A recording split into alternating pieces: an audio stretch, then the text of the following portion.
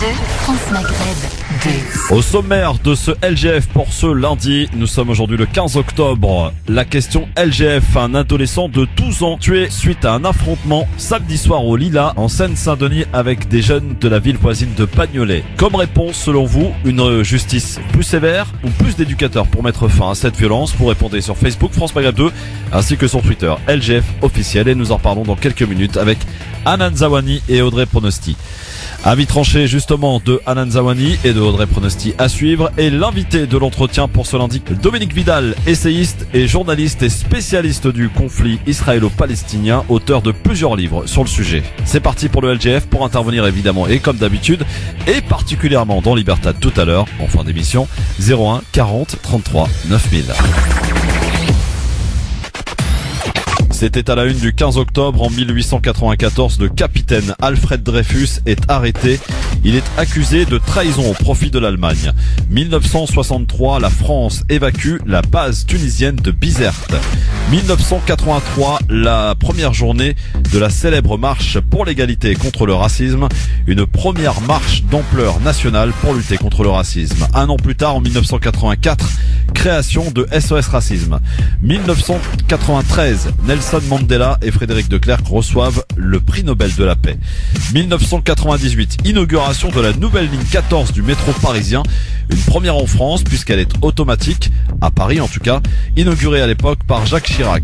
2002, Irak, Saddam Hussein obtient un nouveau mandat avec 100% de oui au référendum présidentiel. 1998, en matière d'avancée médicale, le Viagra, la célèbre pilule pour lutter contre l'impuissance sexuelle, fait son apparition dans les pharmacies françaises. Une disparition à vous signaler un 15 octobre en 1934, celle de Raymond Poincaré qui fut président de la France entre 1913 et 1920. Journée mondiale du lavage des mains aujourd'hui, la journée mondiale contre la douleur. Pour les anniversaires, 41 ans pour l'ancien international français de football David Trezeguet.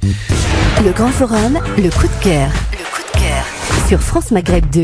Le coup de cœur du LGF pour ce lundi, pour commencer cette semaine, vous le savez, aura lieu ce mercredi le 17 octobre. Retour sur ces événements du 17 octobre 61 et je vous propose de vous emmener à Orly et accueillir tout d'abord monsieur Philippe Pourriéchi. Bonjour. Bonjour. Bienvenue sur France Maghreb 2.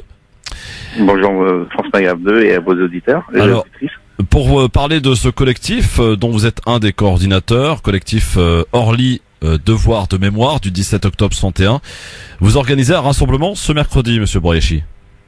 C'est ça, on organise un rassemblement citoyen et pacifique au 1 place Gaston-Viens, 94-70 à Orly à 18h et donc on invite vraiment toutes celles et tous ceux qui veulent commencer le travail de devoir de mémoire à venir se rassembler de manière pacifique et d'échanger et commencer une première approche pour demander la reconnaissance officielle de l'État de ce que les historiens appellent le massacre du 17 octobre 1961. Au travers de ce rassemblement, vous demandez bien plus que ça, puisque vous demandez en l'occurrence une reconnaissance officielle de cette tragédie, notamment dont la mémoire est aussi bien française qu'algérienne, vous le rappelez en tout cas.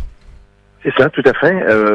Alors, modestement, nous sommes une des pierres partout en France de ces différents collectifs, associations ou partis politiques qui réclament en tout cas toute la transparence et pour pouvoir permettre aux uns et aux autres de ne pas se sentir humiliés, méprisés, mais pour pouvoir avancer ensemble. Et ça, on peut le faire à une seule condition, de panser les plaies, de ne pas laisser les cicatrices ouvertes parce qu'elles s'infectent. Et quand elles s'infectent, ça devient plus compliqué à pouvoir soigner. Il y a eu, je pense que tout le monde connaît cette tragédie, mais elle a été occultée pendant de très nombreuses années, et grâce, et je remercie en tout cas le président François Hollande, qui en 2012 a eu le courage et la lucidité de reconnaître cette tragédie. Alors malheureusement, ça n'a pas été jusqu'au bout une reconnaissance officielle avec une date comme on peut l'avoir pour différentes commémorations. Je pense à l'abolition de l'esclavage, je pense à la déportation, à la libération des camps, aux dates de Deuxième Guerre mondiale. Mais il serait temps maintenant que cette page sombre de notre histoire, qui a été en plus organisée par le gouvernement et ordonnée par Maurice Papon, un sinistre préfet de la République, qui s'était illustré quelques années plus tôt avec ce qu'on fait malheureusement, et donc c'est resté dans ses gènes et on l'a laissé faire, et il serait temps à un moment donné qu'on puisse fermer cette parenthèse pour pouvoir avancer tous ensemble vers le chemin de l'apaisement et de la fraternité entre nos deux rives, parce qu'on a une vraie histoire, en tout cas pour les gens des deux rives de la France et ceux de la Méditerranée, qui est l'histoire de la colonisation. Il faut pas l'occulter, mais il y a aussi une histoire d'amour entre les femmes et les hommes et leurs descendants qu'il faut perdurer et qu'il faut promouvoir. Monsieur Bouriachi, ça se passe donc mercredi à Orly pour débuter, commencer ou poursuivre selon ce travail de mémoire qui est important. Je rappelle et précise que vous êtes soutenu d'ailleurs par pas mal d'associations, de collectifs, mais aussi de partis politiques à l'image par exemple ou de mouvements, en l'occurrence à l'image de la France Insoumise Orly. C'est ça, la France Insoumise Orly, Europe Écologie Les Verts, puisqu'ils sont signataires du collectif et de l'appel national. Il y a aussi, je rappellerai, des associations comme le Premier Cercle, comme le Club Étienne Dinet, comme la Ligue des droits de l'homme, ouais. L'Union locale CGT Rungis. Il y a aussi le Rassemblement des écologistes pour le vivant, le REV, la Force 100% éco-citoyenne, l'UDE, l'Union des démocrates et des écologistes. Voilà, le ELV, je l'ai dit, mais Île-de-France et aussi Val-de-Marne, ainsi que le groupe local d'Orly, qui est à l'initiative, avec les autres en tout cas de ce collectif. La France Insoumise, il y a un autre groupe qui s'appelle celui de Mike Jacob. Et en tout cas, j'aimerais, si vous me le permettez, remercier le préfet de la République qui nous a autorisé ce rassemblement. Alors je sais que ça peut être paradoxal, mais pour moi, ça a un sens. C'est quand même le premier représentant de l'État dans le département, et c'est déjà un premier pas envers pour cette reconnaissance. Je déplore, mais j'aime pas ce mot-là, parce qu'on a sollicité dans un premier temps la municipalité pour qu'elle organise elle cette commémoration. Alors on a une réponse qui est subtile, mais qui est, si je peux me permettre, stupide, parce qu'on nous dit voilà qu'on va respecter le calendrier mis en place par le prédécesseur, alors que la maire actuelle est maire quand même depuis 2009, et donc en 2012. Quand le président de la République s'est saisi de ces mots, il fallait prendre tout de suite, immédiatement, comme ça se fait dans plein de villes. Je pense à Ivry, Vitry, Choisy, Nanterre, Aubervilliers, Clichy-sous-Bois. Dans plein de villes de France, c'est officialisé. Il y a des plaques commémoratives qui sont mises. Il y a des noms de rues. Je pense à Nanterre, j'y suis là actuellement. Il y a une avenue du 17 octobre 1961. Je sais que Monsieur le maire Patrick Jarry sera là avec l'ambassadeur qui seront présents, l'ambassadeur d'Algérie qui seront présents pour commémorer, parce qu'il y a une forte communauté, mais je crois dans toutes les villes de France il y a une forte communauté. Et puis il y a aussi ce que j'ai dit aujourd'hui à des personnes qui voulaient un petit peu nous renfermer dans ce qu'on vient ou ce qu'on défend. Et d'ailleurs en ce moment le discours nauséabond qu'on peut entendre jusqu'à dire que des prénoms à consonance non du calendrier sont une insulte à la République. Et ben nous sommes des binationaux. Et en tout cas, comme tous les binationaux, moi j'ai pas envie de choisir entre mon père et ma mère. Je les aime de la même façon. J'aime la France et j'aime l'Algérie. Il n'y a pas de distinction pour moi. Les deux sont mon pays. Ce sont pas mes pays, mais mon pays. Ça ne ferme qu'un. Mais je crois que pour tous les binationaux, qu'ils soient d'un autre pays que l'Algérie, c'est le même cas de figure. Moi je le rencontre tous les jours dans nos quartiers. Mais pour cela, lorsqu'il y a un drame dans une famille, eh ben il faut qu'on puisse en parler, ouais. en tout calme, avec tout le monde autour d'une table, avec des débats, avec des projections. Et j'espère vraiment que l'année prochaine, que ce collectif, le but d'un collectif, c'est quelque chose d'éphémère, que ce collectif n'existe plus, que ce soit des institutions de ma municipalité à Orly qui prennent le relais et on sera là pour les accompagner, pour les soutenir et pour dire bravo. Dernière question, Monsieur Bouriachi, rapidement. Est-ce qu'il y a un événement Facebook ou une page Facebook sur laquelle on peut se rapprocher pour suivre le collectif? Et rappelez-nous surtout, et avant de partir, l'endroit, l'heure, le lieu. Alors malheureusement, si il y a une page Facebook, mais elle est un petit peu borderline parce que c'est la mienne et c'est Philippe Nadji, Nadji, Bouriachi ou Bouriachi, Bouriachi, sur lequel on retrouve les informations, et ouais. Ça se passe donc mercredi 17 octobre 2018 pour le 57e anniversaire à 18h précise au 1 place Gaston-Vien. C'est juste devant le centre culturel. Il y a l'arrêt du 183 qui est juste à côté, le bus 183 qui part de Porte de Choisy. On a le RERC ou Les Saules ou Ville d'Orly, qui sont vraiment pas loin. C'est devant le centre culturel, sous le parvis, et donc ça se conclura avec le thé de l'amitié et de la fraternité. Et ça, c'est important pour nous, parce qu'on n'est pas du tout dans une démarche ni de haine, ni de colère. Loin de là, on est dans une démarche d'amour et de fraternité entre les uns et les autres. Mais ça peut se faire à une seule condition, c'est à un moment donné, on reconnaisse qu'il y a eu quelque chose de très grave qui s'est passé dans notre pays, comme on l'a reconnu avant, et on n'est pas dans la surenchère, quoi que ce soit, et on n'est pas dans la demande de réparation. Nous, on est dans l'amour, vraiment, dans l'amour des uns et des autres, et je pense qu'on souffre tous de cette de ce qui est arrivé, et je conclurai parce que j'ai eu des échanges avec des gens d'autres partis politiques républicains qui m'ont dit oui, tu comprends, il y a beaucoup trop de commémorations. Alors je pense pas qu'il y en a assez des commémorations, surtout des douloureuses, mais vraiment, parce que là, je suis un petit peu ému parce que on a tous, pour tous ceux qui sont de près, en tout cas à ce jour difficile de la famille, des amis qui ont vécu, et quand ils te le racontent, vraiment ça te prend aux tripes. On n'est pas vraiment dans la haine, on demande pas la réparation, on demande juste que cette page sombre soit reconnue officiellement. Et comme je le disais, les enfants des nazis aujourd'hui, ou les petits-enfants, ne sont pas responsables de leurs grands-parents. Ce n'est des Français, jeunes Français, binationaux ou pas, on n'est pas responsable de ce que nos aïeuls ont pu faire, même dans le mal. Merci Philippe Oriachi, en tout cas, rendez-vous mercredi à Orly à partir de 18h. À très bientôt. À très bientôt, merci.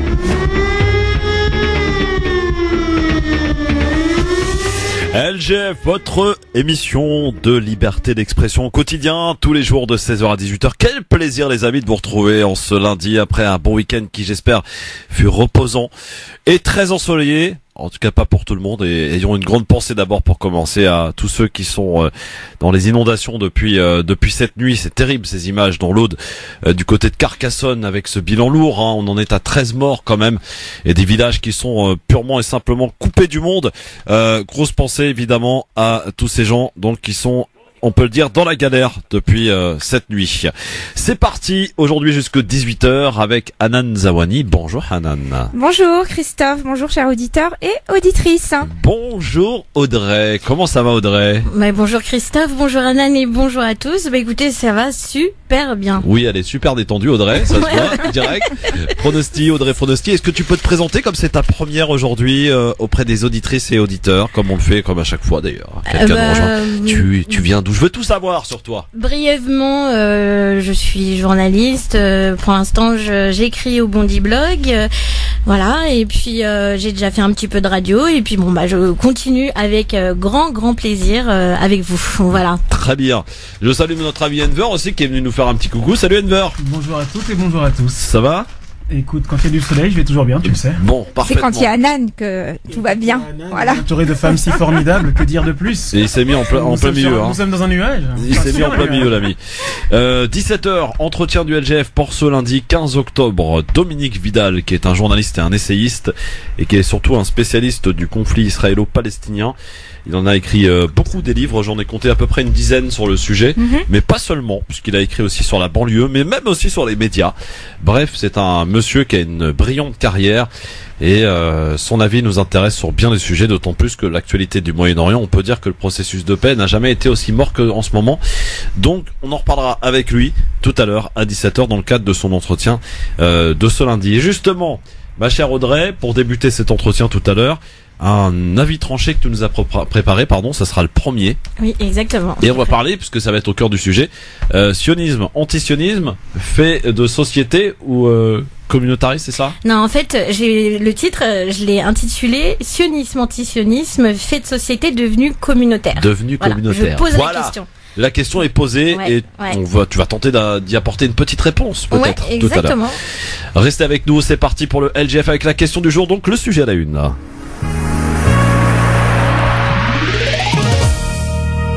Retour sur ce qui s'est passé évidemment samedi aux alentours de 18h au Lila dans le 93 en Seine-Saint-Denis. Un gamin de 12 ans est mort après avoir été roué de coups à coups de barre de fer suite à une bagarre entre deux bandes rivales. Il était originaire de Bagnolet. Du coup, est-ce que selon vous, pour pour répondre à ce genre de violence, parce que ce n'est pas la première. Espérons que ça soit la dernière, mais ça on peut être un peu utopique. Est-ce qu'il faut plus de sévérité judiciaire selon vous, ou est-ce qu'il faut plus d'éducateurs pour accompagner ces jeunes et surtout pour parer à cette montée de violence? Vous répondez à cette question sur la page Facebook France Maghreb 2, ainsi que sur Twitter @GF officiel.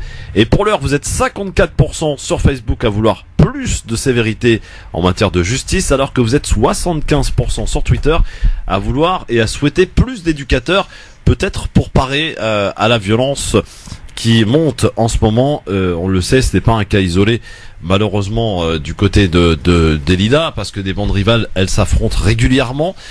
Mais ça commence à devenir inquiétant, d'autant plus que là, il y a mort d'un gamin de 12 ans.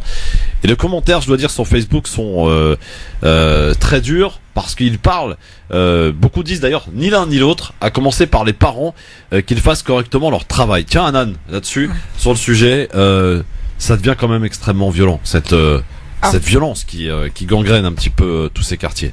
Alors, si tu me demandes de réagir en tant que parent, non, je demanderai certainement pas auprès de mon enfant une justice plus sévère, mais une justice adaptée en fait au cas par cas. Un accompagnement, je demanderais moi aux juges ou aux personnes qui vont traiter cette affaire-là d'accompagner mon enfant pour qu'on puisse l'aider à améliorer son comportement ou quoi aux caisses. Juste pour revenir, Christophe, sur ce qui s'est passé là ce week-end, on parle beaucoup des violences en bande. Oui. Là dernièrement, on a eu ce qui s'est passé à Garges-les-Gonesse. On a les parents qui ont manifesté, en tout cas la population qui a manifesté. Et là aujourd'hui, tout de suite après, en fait, on revient également sur un phénomène de bande, donc qui oppose en fait la bande des Lilas à une bande des Lilas à une bande de Bagnolet. Oui, effectivement, c'est très très inquiétant. Après, à côté de ça, il faut quand même apporter un comparatif qu'apporte le ministre de l'Intérieur justement sur ces événements liés au phénomène de bande, et qui explique que les actes en réalité sur Paris et sur la région parisienne et notamment la petite couronne, entre 2016 et 2017, ils ont baissé de 19%. Alors est-ce qu'ils ont baissé parce que justement la justice a été plus sévère, ou parce que depuis plusieurs années il y a un meilleur accompagnement de terrain? Je peux pas l'expliquer, j'ai pas suffisamment de données. Donc c'est juste se dire oui, il y a des phénomènes de bande qui existent, mais aujourd'hui on arrive quand même on constate une baisse. Voilà, tout simplement. Audrey, sur ce sujet, évidemment. Clairement, la première chose que je me suis dite quand j'ai appris ce drame, parce qu'il n'y a pas d'autre mot, clairement, c'était l'âge de cet adolescent. 12 ans, on rappelle. Hein. Ouais. Bon, nous, notre génération, dans les années 80, on connaissait déjà ces histoires de règlement de compte, pardon. J'ai envie de dire, ça a toujours existé. Ça veut pas dire que c'est une bonne chose, mais ça a toujours existé, les règlements de compte entre bandes. Malheureusement, il y a eu des victimes. Ça a continué. Là, si effectivement on se concentre sur ce que disait Anna là à l'instant, elle nous l'a très bien rappelé. Effectivement, il y a eu une baisse. Mais moi, ce qui vraiment me frappe, c'est de constater qu'on est face à des enfants. Là, c'est des enfants, clairement. Et donc, quand on pose la question de savoir s'il faut plus d'éducateurs, mais c'est évident qu'il faut plus d'éducateurs. Enfin, je veux dire, on a voulu retirer un certain nombre de structures parce que bon, éducateur, ça veut dire quoi? Ça veut dire ok, il y a l'école, mais il y a aussi toutes les structures de loisirs, toutes les associations. On oublie tout ça, et ça, c'est un vrai travail éducatif. Donc oui, ces personnes-là sont sur le terrain, connaissent les codes, et je pense que c'est ces personnes-là qui peuvent faire de la prévention et justement alerter ces gamins de la violence, tout simplement, parce que c'est pas un jeu, quoi, c'est la vie, et voilà, c'est ça. 12 ans, se retrouver au milieu d'une bagarre, roué de coups à coups de barre de fer. Enver, toi qui connais un peu le sujet, hein, tu traînes justement, enfin tu traînes. tu encadres, pardon, ces jeunes, pour la plupart. Comment t'expliques justement cette montée de violence qui s'opère depuis un petit moment maintenant, et puis vos appels au 01 40 33 9000 pour nous dire, tiens, nous parler un petit peu de votre situation, de nous donner peut-être des exemples concrets. Mais il faut que ça cesse, quoi. C'est juste pas possible qu'un gamin de 12 ans puisse mourir à cause de telles bêtises. Enver. Moi, j'ai mon avis personnel et mon avis professionnel. Effectivement, je travaille avec des mineurs donc de cet âge-là. Et la première chose, c'est qu'effectivement, il faut plus d'éducateurs, mais il faut également une application des peines. Je m'entends bien, c'est que c'est pas les peines qui vont faire qu'il va y avoir moins de ces choses-là. Elles existent depuis longtemps. Là, on en parle parce que c'est devenu super grave. Mais le truc, c'est que ça arrive tout le temps. Et le problème, c'est qu'on a oublié qu'il y a des institutions qui sont là pour faire un travail et que je suis pas sûr qu'elles le font complètement et qu'elles le font correctement. Parce qu'elles mettent en avant des choses, des histoires de laïcité, machin, etc. alors qu'on est censé éduquer nos enfants. Que fait l'école? Que font les parents? Qui sont des institutions super déjà la première question, c'est que fait les parents, voilà, non? Parce que l'école, elle est pas là pour éduquer. Mais justement, l'école est un complément. Les parents sont là, mais quand l'enfant sort de la maison, il est justement à l'extérieur. Et je m'excuse pour les mineurs, jusqu'à un certain moment, il est censé être à l'école. Quand on parle d'un gamin de 12 ans, moi je suis sur l'île Saint-Denis, je travaille sur l'île Saint-Denis. Justement, j'étais sur l'île Saint-Denis, et sur l'île Saint-Denis, il y a même pas 2 semaines, on a fait une marche pour un gamin qui est devenu hémiplégique, après avoir été tabassé comme ça également, suite à une rivalité entre 2 communes. C'est insensé. Nous, on le sait en tant qu'adultes, mais ces gamins, pour eux, ils en ont pas réellement conscience. Je suis pas en train de dire que ils sont bêtes et qu'ils ne savent pas ce qu'ils font, etc., etc. Ce que je suis en train de dire, c'est qu'à un moment donné, là encore, je rappelle, un enfant est une éponge.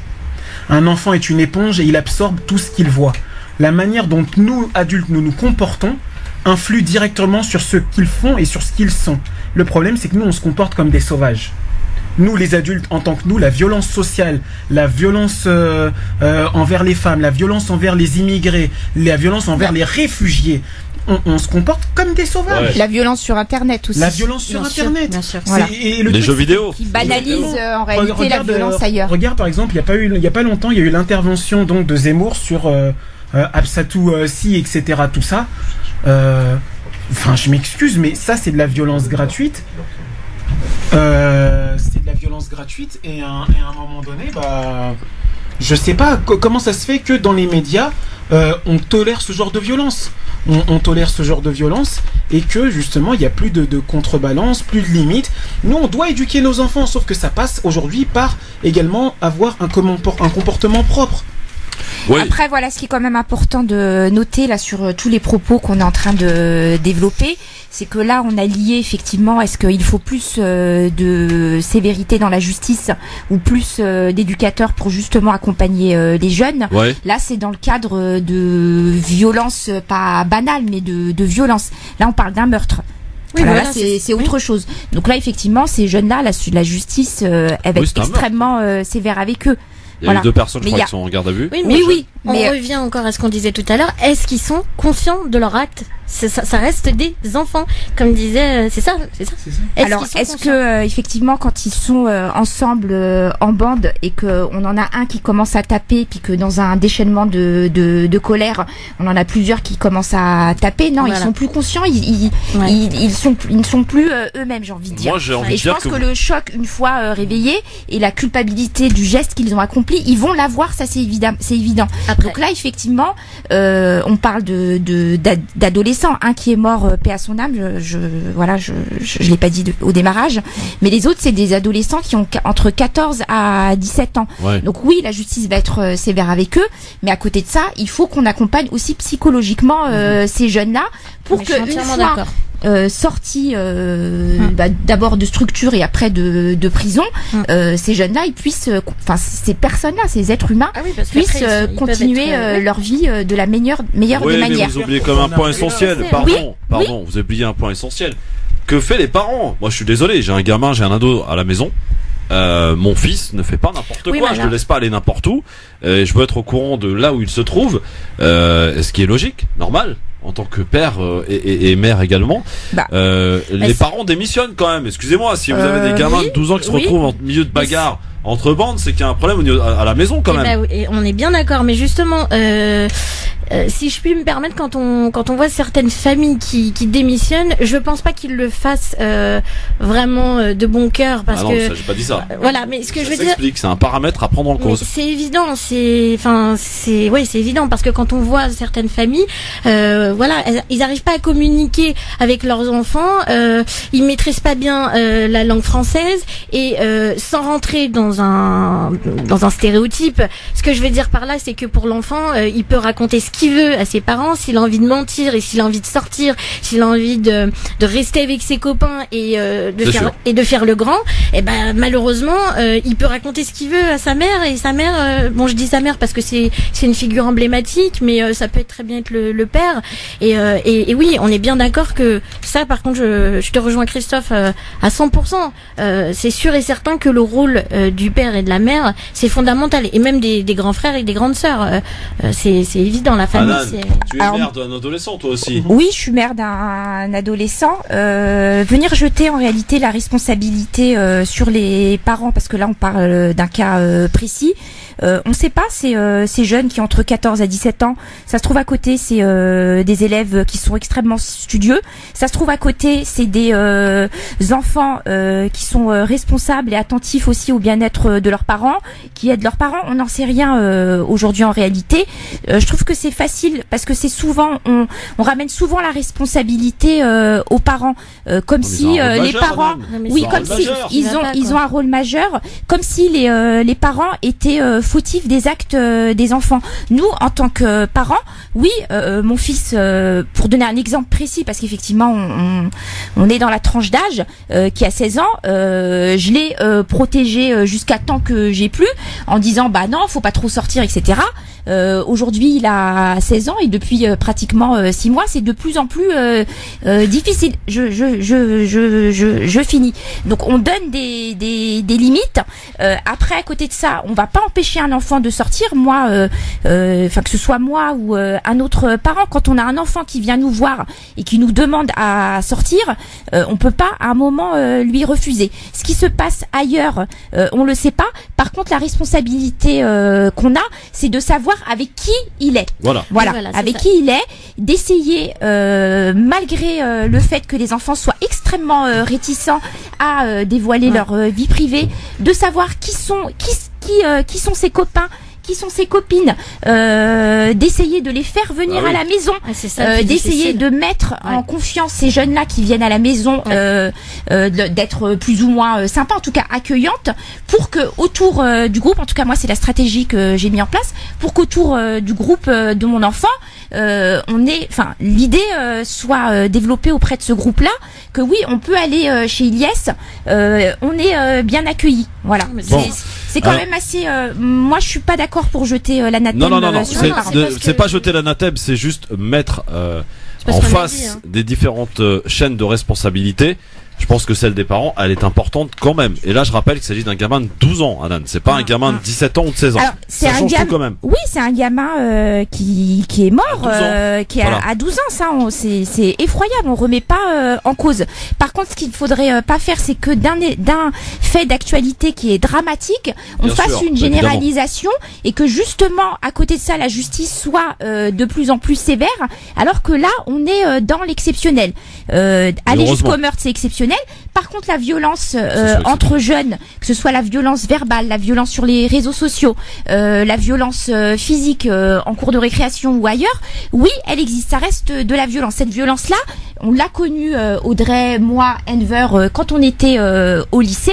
Voilà, c'est pas nouveau en fait. Non, mais de toute façon, on revient à ce qu'on disait tout à l'heure. Ce que tu disais tout à l'heure, c'est le phénomène de groupe. C'est mortel. C'est le cas de le dire. Par exemple, Enver, quand il est tout seul, il fait pas le genre, il fait le gentil. Mais quand il est en groupe, il fait le méchant. Voilà. C'est bien connu. Je ne suis jamais en groupe. Je suis un solitaire. Tu le sais. On y croirait presque. Ouais, presque. Je suis un solitaire. Mais après, pour revenir vite fait sur le rôle des parents, c'est qu'effectivement, la stratégie Anan est la bonne. Mais effectivement, elle est cette stratégie est mue par le fait que justement Anan est quelqu'un de de réfléchi. Elle est aussi dans une démarche, mais elle est aussi dans une démarche sociale qui est différente de beaucoup de parents. Certains parents, ils vont faire le ménage, ils parlent pas français, ils sont dans des traditions où le parent et l'enfant ne parlent pas beaucoup parce que chacun doit rester à sa place. Et à un moment donné, ça en fait partie. Et eux-mêmes parfois se posent la question sur mais comment j'ai pu en arriver là? Moi, mes parents, ils ont eu la même éducation avec moi et je suis pas devenu fou. Mais eux, justement, dans cette nouvelle génération où l'enfant il est soumis à plein de tentations, etc. Ouais. Ils se posent la question sur l'île Saint-Denis, la dame, elle-même, quand tu la vois, tu sais que voilà, elle est là, elle est présente pour ses enfants, elle parle pas correctement français, etc. Mais voilà. Bien. Bon, restez avec nous dans un instant. Le zapping avant d'accueillir notre invité, qui est toujours pas là d'ailleurs. Si. Ah, il est là, ça y est. Dominique Vidal, journaliste et essayiste, exactement. Je vous avais pas vu, mes lunettes fonctionnent mal aujourd'hui. Bienvenue à vous en tout cas. Dans un instant, le zapping et notre invité pour l'entretien du LGF, monsieur Dominique Vidal. Et je dois dire que je suis ravi de l'accueillir aujourd'hui. À tout de suite. France Maghreb 2, France Maghreb 2. LGF, le grand forum, merci d'être avec nous messieurs dames jusque 18h avec Audrey Pronosti qui est avec nous. C'est sa première aujourd'hui. Ça y est, c'est détendu, elle est bien. Ouais, là, voilà. je vais mieux. Anan Zawani qui est avec nous et qui a l'habitude de cet exercice maintenant depuis 2 ans. Hein. Oui, tout à fait. Et notre invité qui arrive dans quelques minutes, qui est là, hein, installé bien entendu, sagement Dominique Vidal, que vous allez ainsi découvrir. Je lui poserai la question d'ailleurs pourquoi il n'est pas invité si souvent sur les plateaux. Pourtant on parle beaucoup des différents sujets du Moyen-Orient, du Proche et Moyen-Orient. Il a des choses à dire, on peut dire que c'est un spécialiste du conflit israélo-palestinien. Il est très peu invité, peut-être a-t-il la réponse, on verra. Mais pour l'heure, voici le zapping. Allô quoi. C'est comme si je te dis t'es une fille, t'as pas de cheveux. Par exemple dans ce collège à Creil, 3 jeunes filles musulmanes. Elle n'est pas voilée parce qu'elle est libre. C'est ça la République. Aujourd'hui, on a des branleuses à 12 ans qui vous donnent des leçons. Il y a des nègres américains qui étaient pour l'esclavage. Hein. Elles sont l'étendard du pouvoir religieux. Va dormir pendant au moins 24 heures. Je suis pas venue ici pour souffrir, ok? Ok, alors le zapping, c'est les meilleurs moments qu'il ne fallait pas rater à la télé et à la radio ce week-end. Et pour commencer ce zapping, Nadine Morano est de sortie. Attention, ça fait mal. Nadine Morano parle. En 2002, personne ne nous faisait de procès à un responsable politique parce que il avait une croix autour du cou. On a fait le même coup à Valérie Boyer il n'y a pas longtemps. Mais pourquoi?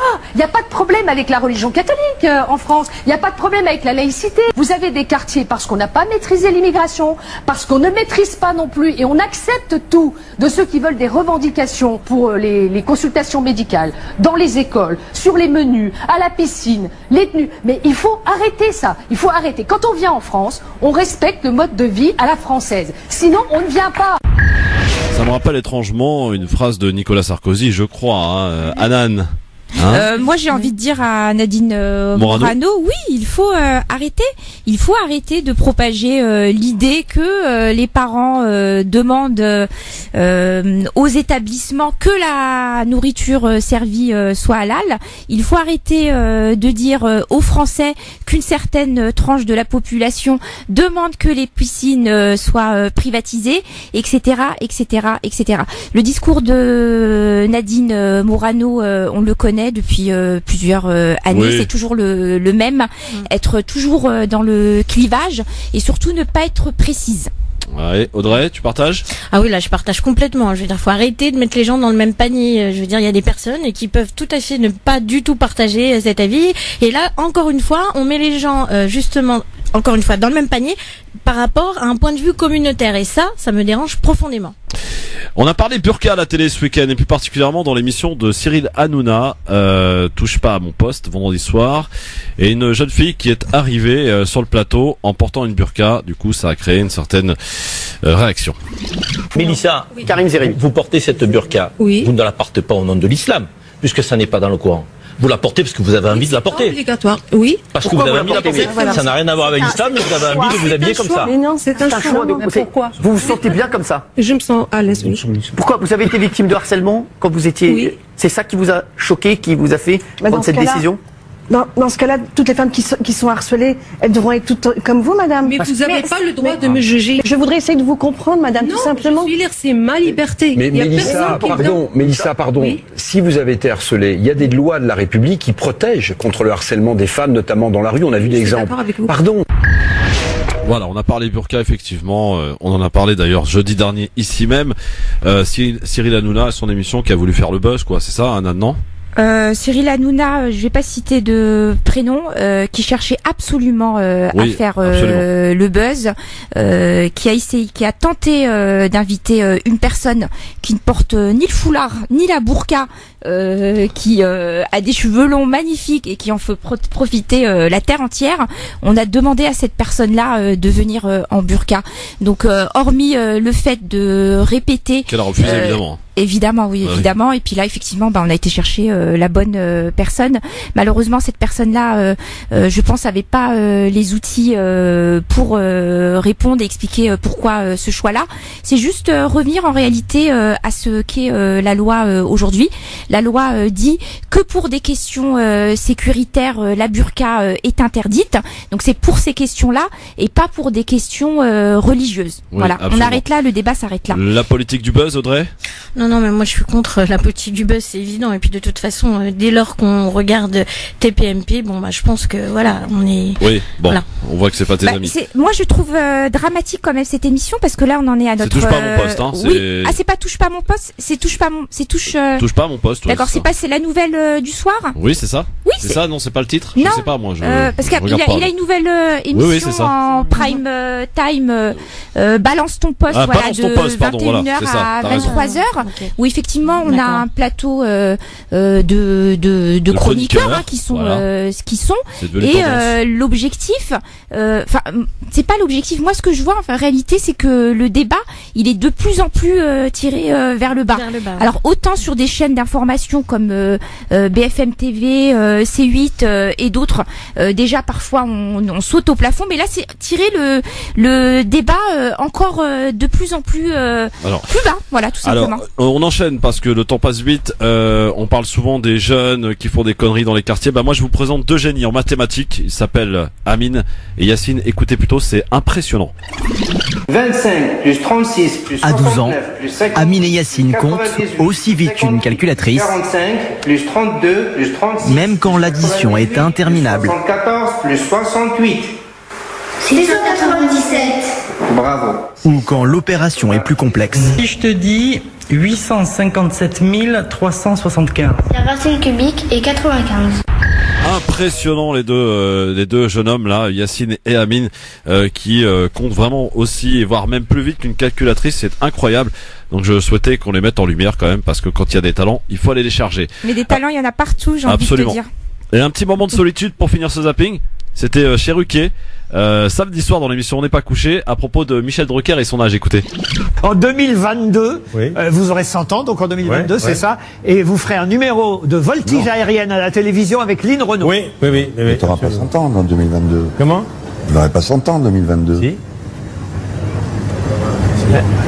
Mais on est en 2018. Mais c'est vrai, je fais le calcul, vous avez raison. 4 ans. C'est 2004, c'est 2000 alors je me suis trompé de... Vous êtes trompé de 100 ans.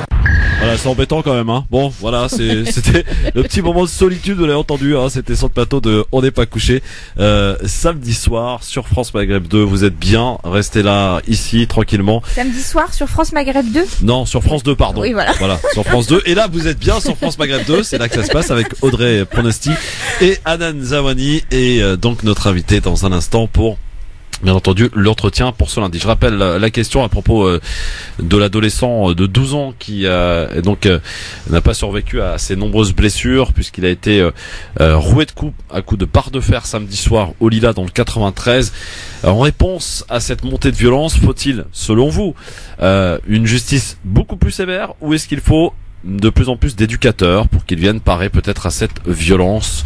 Vous continuez de voter sur Facebook ainsi que sur Twitter, LGF officiel. Merci d'être avec nous sur France Maghreb 2. Il est pile 17h et c'est l'heure donc de l'entretien du LGF.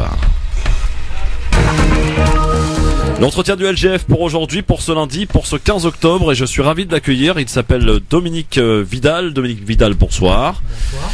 Vous êtes journaliste et essayiste, vous étiez étudiant il y a quelque temps maintenant en philosophie.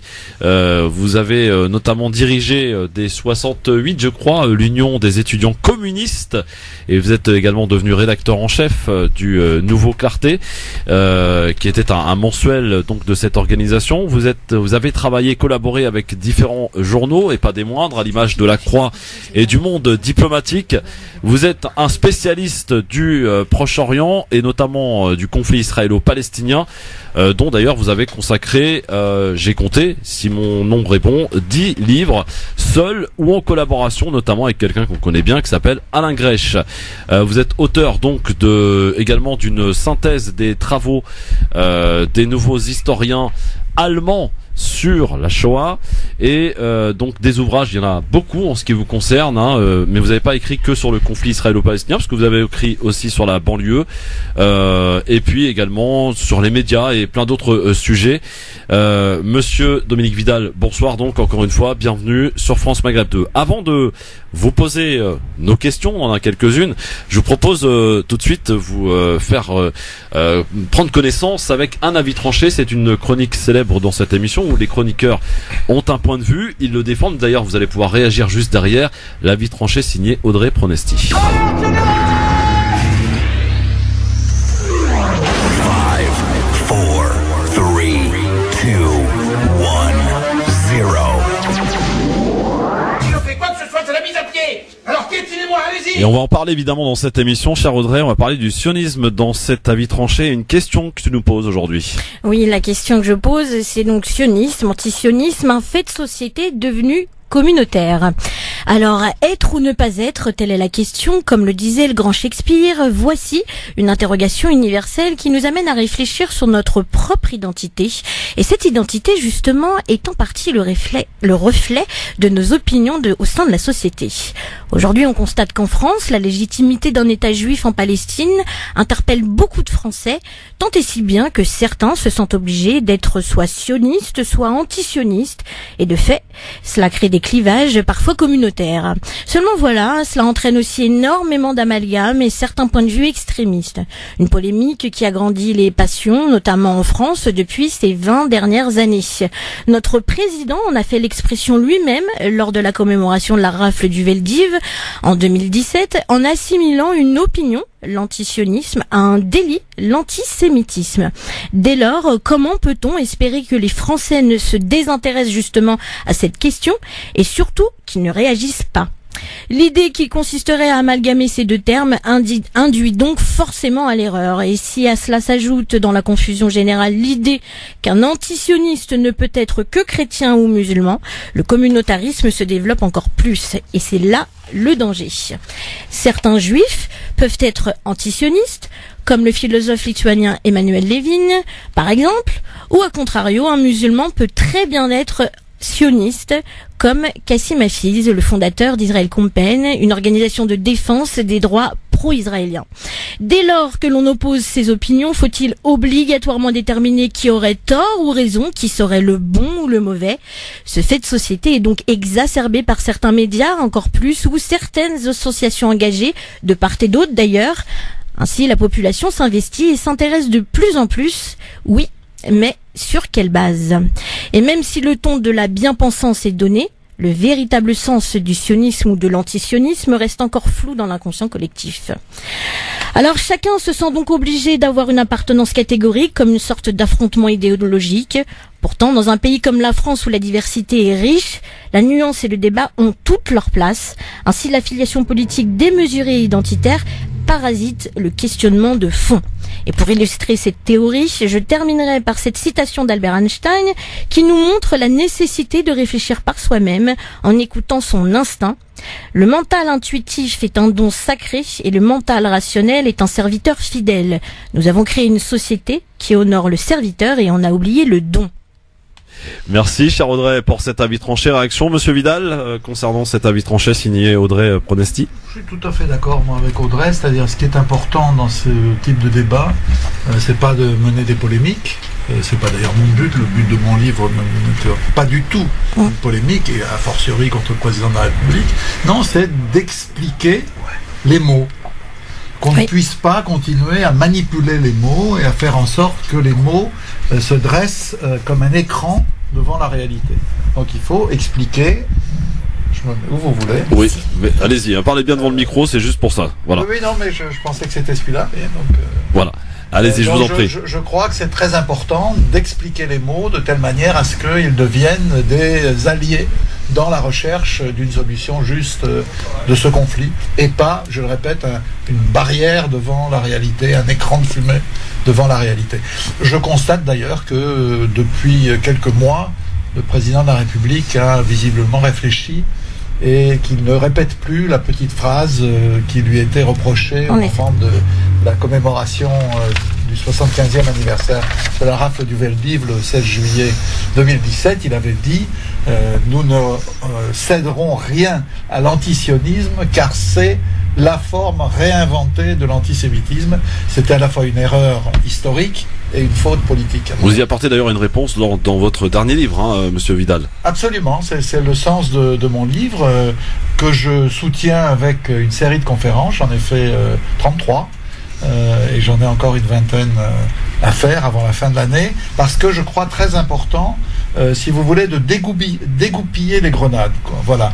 Il y a chez le président du Conseil représentatif des institutions juives de France, en particulier, Francis Khalifa, et ses amis, une recherche d'arguments plus ou moins convaincants pour essayer de défendre la politique israélienne. Or, c'est une politique qui devient indéfendable. Il y a si vous voulez, je développe un tout petit peu. Oui, je vous en prie. Il y a 3 éléments d'une radicalisation des dirigeants israéliens depuis quelques années. D'abord, vis-à-vis de la Palestine, avec l'idée d'annexer et plus seulement de coloniser. Alors c'est très important, évidemment, parce que ça veut dire qu'il n'y a pas 2 États possibles, il n'y en a plus qu'un. Et un État où tout le monde n'a pas les mêmes droits, donc ça porte un nom. En Afrique du Sud, on appelait ça apartheid. Deuxièmement, il y a une série de lois liberticides qui ont été votées en Israël. Il y en a par exemple une qui permet à 90 députés d'exclure les 30 autres du Parlement. Imaginez la République En Marche se réunit et elle exclut le groupe France Insoumise, le groupe communiste, le groupe socialiste, définitivement, pas pour la journée. Voilà. Et troisièmement, vous avez cette pratique maintenant d'alliance assez contre nature, quoi, de Monsieur Netanyahou avec tout ce que l'Europe compte de populistes et d'extrême droite. Donc ça fait 3 éléments, si vous voulez, d'une radicalisation qui devient indéfendable même pour les dirigeants du CRIF, et par conséquent, ils vont chercher d'autres éléments d'attaque. C'est l'interdiction de la campagne boycott des investissements sanctions, et c'est l'idée de faire interdire l'antisionisme. Avant de vous laisser dans les mains de Hanan Zawani, qui a beaucoup de questions à vous poser, cher Dominique Vidal, j'en ai une moi précisément et qui va d'ailleurs en lien avec ce que vous dites. Comment expliquer, par exemple, et vous allez peut-être me contredire si je me trompe, que la communauté juive aux États-Unis, par exemple, commence un petit peu plus maintenant à se dissocier d'Israël, et que cette extrême droite qui est présente en Israël et qui fait alliance notamment avec cette extrême droite de plus en plus présente en Europe, qui est d'ailleurs, si je ne m'abuse, assez antisémite, à l'image de la Hongrie, de Viktor Orban, etc. Alors que les Juifs de France, eux, continuent leur éternel attachement à Israël. Comment vous l'expliquez, Monsieur Vidal? Moi, je vous répondrais d'abord qu'il faut éviter l'adjectif « les ». Parce que vous parlez d'une communauté en France de environ 700 à 800 000 juifs. Ouais. Si on compte, je veux dire, y compris ceux qui ne sont pas issus de mères juives, mais je ne vois pas pourquoi il faudrait appliquer les lois rabbiniques à la République et à la sociologie de la République. Donc vous avez 700 à 800 000 juifs en France, il y en a 60 000 au CRIF, à travers les associations membres du CRIF. Bon voilà, ça fait moins de 10%. C'est significatif, c'est important, ça pèse dans le débat politique, évidemment, sinon j'aurais pas fait ce livre. Mais en même temps, vous en avez des centaines de milliers d'autres que vous n'entendez jamais. La différence avec les États-Unis, c'est qu'aux États-Unis, vous avez le même phénomène, mais vous avez des contre-associations juives. Donc vous avez en particulier une association qui s'appelle G Street, Jewish Street, la rue juive, qui est hostile à la politique de Netanyahou et de ses amis. Et par conséquent, de plus en plus, on voit se rééquilibrer les rapports de force entre les juifs pro-Netanyahou et les juifs anti-Netanyahou. Je vous donne un exemple. Lors du transfert de l'ambassade américaine par Trump de Tel Aviv à Jérusalem, la majorité des juifs américains se sont déclarés hostiles à ce transfert. Ça montre bien une prise de conscience du fait que ce genre de provocation ne pouvait que servir les bellicistes, quoi, ceux qui veulent une escalade permanente de la guerre. Et cette alliance contre nature entre l'extrême droite israélienne, à l'image du ministre controversé Avigdor Lieberman, et son rapprochement donc avec cette extrême droite européenne, qui pour le coup, il faut le rappeler quand même, elle est antisémite à la base. Hein. Oui, mais si vous voulez, il ne faut pas aller chercher plus loin que la réalité d'une politique extrêmement pragmatique. Au fond, l'idée de Netanyahou, c'est vous pouvez être antisémite si vous voulez, je m'en fous, du moment que vous me soutenez. Ouais. Donc Netanyahou obtient, et il a été faire les voyages, là, il a été rencontré, hein, Viktor Orban, Kaczynski, Sebastian Kurz, le chancelier autrichien qui a des néo-nazis dans son gouvernement quand même. Et il a obtenu un soutien sur les questions de la position d'Israël dans le monde. Donc à partir de là, que les gens soient antisémites, qu'ils pratiquent l'antisémitisme, parce que en Hongrie ou en Pologne, c'est bien de ça qu'il s'agit, visiblement ça ne le gêne pas. C'est-à-dire l'intérêt de la direction israélienne, de la droite et de l'extrême droite au pouvoir en Israël, passe avant les intérêts des juifs bien compris, polonais, hongrois, autrichiens, etc. Hanan Zawani. Oui, alors juste pour rappel à nos auditeurs, donc le titre du livre de Dominique Vidal pour lequel il est invité aujourd'hui, donc c'est antisionisme, antisémitisme, réponse à Emmanuel Macron. Alors Monsieur Vidal, beaucoup de gens pensent que l'idéologie sioniste n'est qu'une doctrine politique encourageant la création d'un État juif en Palestine. D'autres en revanche pensent que c'est une idéologie suprématiste, tribale, raciste et coloniale. Est-ce que vous pouvez nous aider à mieux comprendre les origines du sionisme? Et vous, de votre côté, êtes-vous d'accord pour affirmer que le sionisme est une idéologie tribale, raciste et coloniale? Moi, je ne suis pas un grand partisan de l'accumulation des adjectifs pour essayer de comprendre les réalités. Il faut revenir au point de départ. Il y a un certain Theodor Herzl, un intellectuel juif autrichien d'origine hongroise, qui se trouve correspondant à Paris de son journal en 1894, et arrive l'affaire Dreyfus. C'est-à-dire, dans le pays qui a donné l'égalité des droits aux Juifs, il y a une poussée d'antisémitisme très forte. Et il vient d'y avoir en Russie, en 1881-82, de nouveaux pogroms très violents, avec beaucoup de morts. Donc, de bonne foi ou de mauvaise foi, c'est un débat qu'on peut laisser aux historiens, c'est pas facile de le trancher, mais en tout cas, Herzl déduit de toute cette actualité dont il est le témoin, vraiment le témoin, hein. Il est là dans la cour des Invalides, lorsqu'on dégrade le capitaine Dreyfus. Donc, je veux dire, il a vécu directement, de manière émotive sans doute, ces événements. Donc il en déduit que les Juifs ne peuvent pas s'assimiler là où ils sont, et donc alors il faut... Est-ce que c'est lui, quelques années auparavant, justement, qui appelait à l'assimilationnisme? Il était même conversionniste, c'est-à-dire il disait, à qui voulait l'entendre, quand il était jeune, hein, qu'il fallait que les Juifs se convertissent au christianisme et que ça réglerait le problème.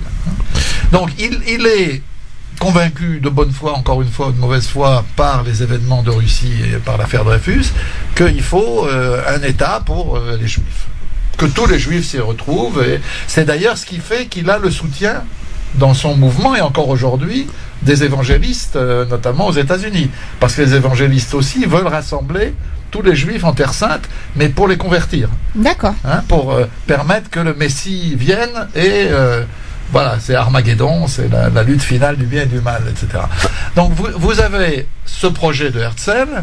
Au début, il ne trouve aucun soutien. Il rencontre le Kaiser, l'empereur allemand, il rencontre le sultan ottoman, il rencontre les ministres du tsar, le pape et que sais-je encore. Et ça marche pas, personne ne soutient. Et puis, il se trouve qu'en 1917, son successeur, Herzl est mort en 1904, et son successeur, Chaim Weizmann, obtient le soutien des Britanniques, c'est la fameuse déclaration de Balfour. Les Britanniques n'ont rien à faire des Juifs, c'est pas leur problème. Leur problème, c'est de gagner la guerre mondiale qui est en cours et qui se passe très mal en 1917. C'est très difficile. Le front est mauvais. Il y a un risque de retrait de la Russie du combat. Les Américains ont promis de venir, mais ils viennent pas. Bref, ils pensent que les Juifs vont les aider à faire que les forces s'engagent. Et puis surtout, à long terme, ils veulent maîtriser le Proche-Orient, qui est au fond la zone de passage de leur empire vers les Indes. Et donc, ils réussissent effectivement, grâce au mouvement sioniste, à s'installer durablement dans la région. Pour une part, ils doivent partager avec les Français. C'est les accords Sykes-Picot. Donc voilà, si vous voulez, ça c'est l'histoire du sionisme. Après, ça devient tout à fait autre chose, parce que Herzl, dans ses livres, ne parle jamais du fait qu'il y a une population autochtone. Ce qu'on appelle, nous, aujourd'hui, les Palestiniens. Et donc, à un moment donné, il est clair que le projet, s'il ne l'était pas au début, en tout cas, il devient un projet colonial. Et on est aujourd'hui, des dizaines d'années après, dans une très difficile décolonisation. Au fond, c'est la dernière grande colonie au monde. Et on n'a pas réussi, jusqu'à présent, c'est la réalité, à mettre en route une décolonisation. On a cru avec Oslo. Au contraire, que ce serait possible. On est plutôt à l'inverse. Hein. Absolument. Une colonisation qui perdure et qui s'accentue. On en a aujourd'hui 700 000. Voilà. 470 000 en Cisjordanie, des colons, et 230 000 à Jérusalem. Donc c'est effectivement... Et ce qui est grave, je l'ai dit tout à l'heure, c'est que maintenant, la direction israélienne et la droite, l'extrême droite, veulent annexer ce qui reste de Palestine. Ouais. Donc du coup, il n'y aura pas du tout de décolonisation. Il y aura un seul État qui sera un État inégal, où les Juifs ont tous les droits et on en les reparlera. Palestiniens aucun. Vous faisiez référence à Dreyfus, je vous la glisse au passage. Hein. C'est un 15 octobre en 1894 que le capitaine Alfred Dreyfus est arrêté et est accusé notamment de trahison au profit de l'Allemagne. Absolument. Voilà. Ça c'était pour le petit clin d'œil. Vous avez choisi exprès la date non, pas du tout. Absolument pas. Absolument pas. Si on avait voulu faire exprès, on n'aurait pas réussi, Dominique Vidal. Dans un instant, on poursuit avec de nombreuses questions, bien entendu, que Anan Zawani et l'équipe du LGF ont à vous poser.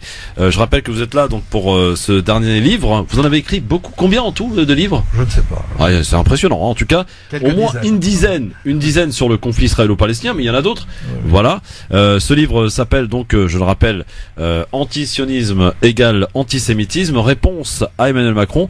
Faut peut-être rappeler d'ailleurs quand même à juste titre que ça n'a pas été le seul à faire cet amalgame, notamment le célèbre Manuel Valls l'a fait à de nombreuses reprises. Voilà. Maintenant il le fait en catalan. Il le fait en catalan. Bon, je sais pas si ça lui portera chance, mais bon, on verra. En tous les cas, et quoi qu'il en soit, vous restez avec nous dans un instant. Dominique Vidal donc est notre invité. Juste une petite question rapide avant la pub. Pourquoi Dominique Vidal on ne voit pas sur les plateaux de télé? On a des émissions de télé et de radio qui se multiplient où on a des débats, des spécialistes en tout genre. Là, on a un vrai spécialiste en face de nous. On n'est jamais invité. Pourquoi, Monsieur Vidal, vous êtes boycotté par les médias français? Vous devriez poser cette question aux animateurs d'émissions qui s'intéressent au Proche-Orient et qui, effectivement, ne nous invitent que très rarement. Il n'y a pas que moi, Alain Grèche, oui, absolument. Pascal Boniface, etc. Oui. Bon, on est quelques-uns à pas avoir... peut-être ça doit être la manière dont on voit les choses. Peut-être. Allez savoir. On va lancer une pétition, je crois. Voilà. Merci. Restez avec nous, Anan Zawani, Audrey Pronesti et moi-même pour accueillir et parler avec Dominique Vidal, un personnage absolument à découvrir. Le spécialiste du conflit du Proche-Orient, du conflit israélo-palestinien, un des spécialistes bien sûr, qui est avec nous aujourd'hui.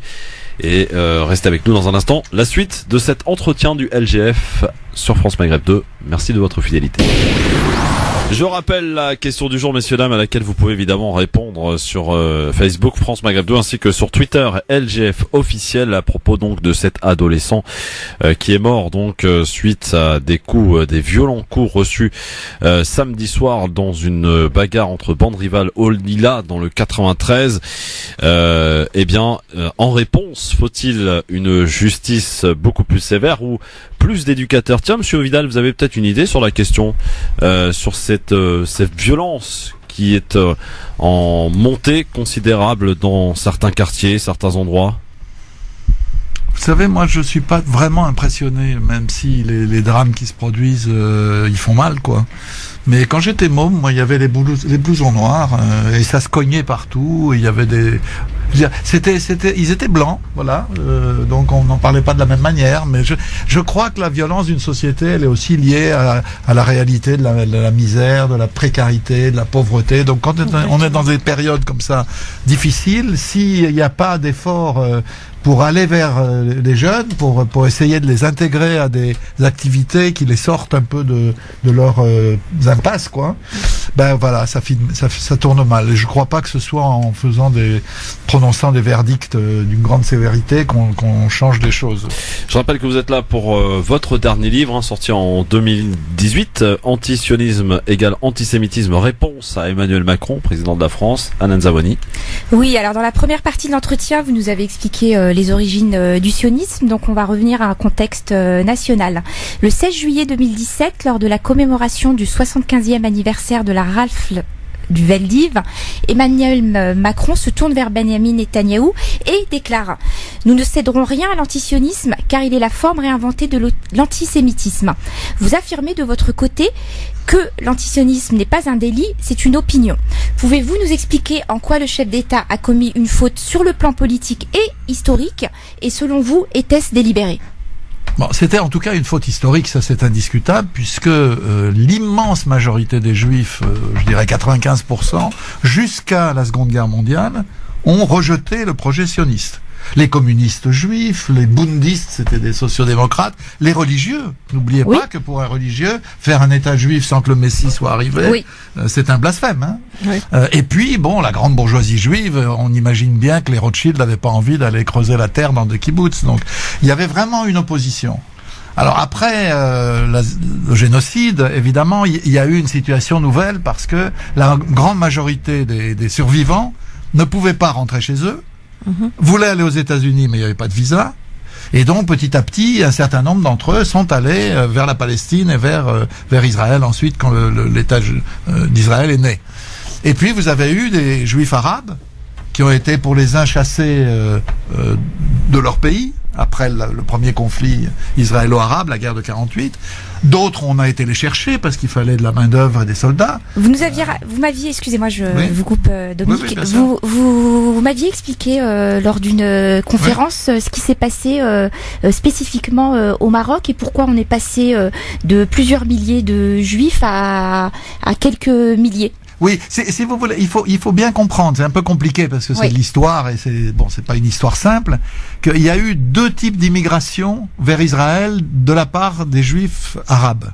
Il y a ceux qui ont été chassés de leur pays. Par exemple, en Égypte, on a chassé les Juifs dans les années 50. En Irak, c'était moitié-moitié. Moitié chassés, moitié on a été les chercher. Le Maroc est un cas extrême de l'autre côté, comme le Yémen d'ailleurs, on pourrait prendre comme exemple, c'est-à-dire c'est l'agence juive qui a été chercher les Juifs du Maroc, les a mis dans des bateaux pour les transporter vers Israël. Ça s'est pas fait en Algérie parce qu'en Algérie ils étaient français. Les Juifs avaient eu la nationalité française avec le décret Crémieux. Donc c'était différent. En fait, chaque pays c'était différent. Mais quand on les prend tous ensemble, tous ces Juifs arabes, où voulez-vous qu'ils aillent à ce moment-là, dans les années 50, 60 ? Ils sont Juifs et Arabes. Ça fait beaucoup pour venir en Europe, vous voyez, ou aux États-Unis. Et puis après, vous avez les Juifs soviétiques, qui arrivent après les accords entre Gorbatchev et les dirigeants israéliens. Et eux aussi, ils pensent qu'ils vont aller continuer leur voyage vers les États-Unis, mais les dirigeants israéliens se sont mis d'accord avec le président Reagan, à l'époque, pour qu'il n'y ait pas de visa.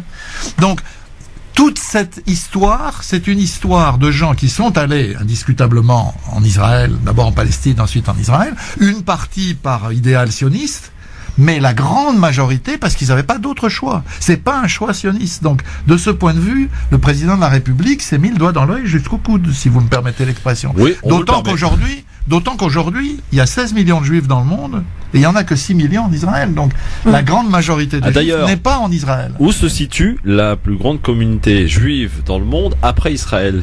Ah ben c'est évidemment celle des États-Unis. Oui, et il y a l'Iran aussi qui en compte beaucoup. Oui, mais beaucoup moins quand même. Hein. Oui, mais je veux dire, pourquoi je parle de l'Iran? Parce que aujourd'hui, Israël est en guerre ouverte face à l'Iran, qui représente, selon les dirigeants israéliens, une grande menace. Une grande menace. Donc l'Iran abrite quand même une grande communauté juive. Qui n'a pas de problème d'ailleurs. Qui n'a pas de problème. Qui se sent bien, qui n'a pas envie de faire son alia, en l'occurrence. Alors donc, vous avez, on résume, une erreur historique. Il n'est pas vrai que le fait d'être sioniste soit la caractéristique de la majorité des Juifs. La majorité des Juifs, à travers l'histoire et aujourd'hui, n'ont pas choisi d'aller vivre en Israël. Donc c'est ça le sionisme, quand même, aujourd'hui.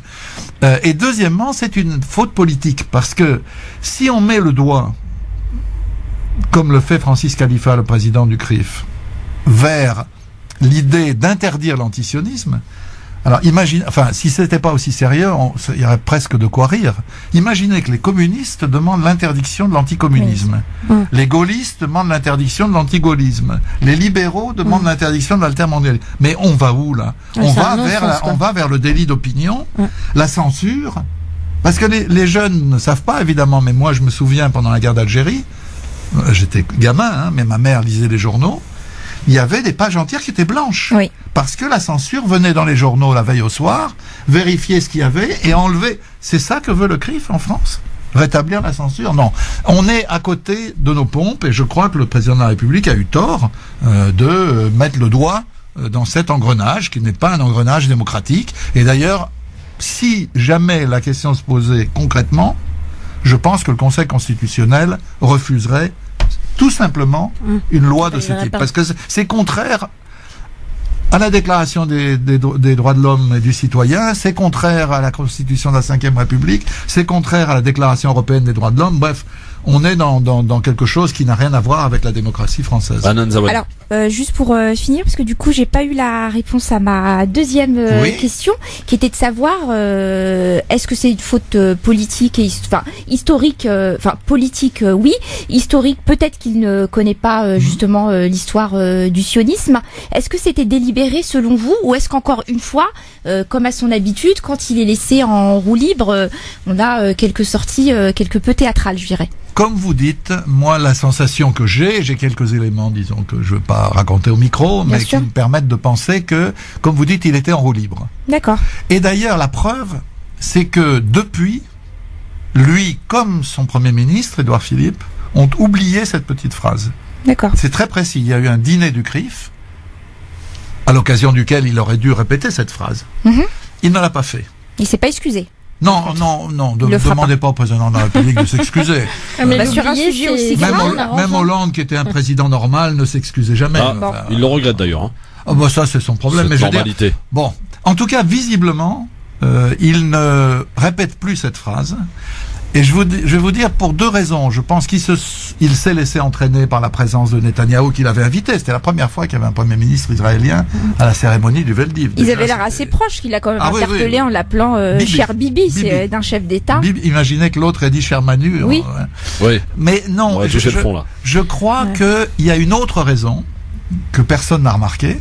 Je suis le seul à avoir parlé de ça, je le dis franchement. Il y a eu 2 sondages très importants au printemps.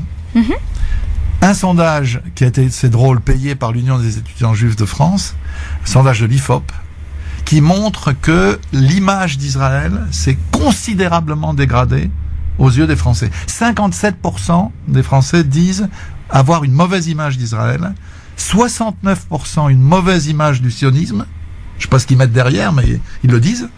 Et 71% disent c'est à cause d'Israël que l'impasse avec les Palestiniens continue. D'accord, du fait effectivement de la médiatisation à travers les réseaux sociaux, etc. Donc et il y a une deuxième enquête qui d'une certaine manière explique la première aussi, et qui prouve qu'il n'y a pas d'antisémitisme là-dedans. C'est une enquête d'Ipsos, présentée par Brice Teinturier, que vos auditeurs connaissent parce qu'il est là à toutes les soirées électorales.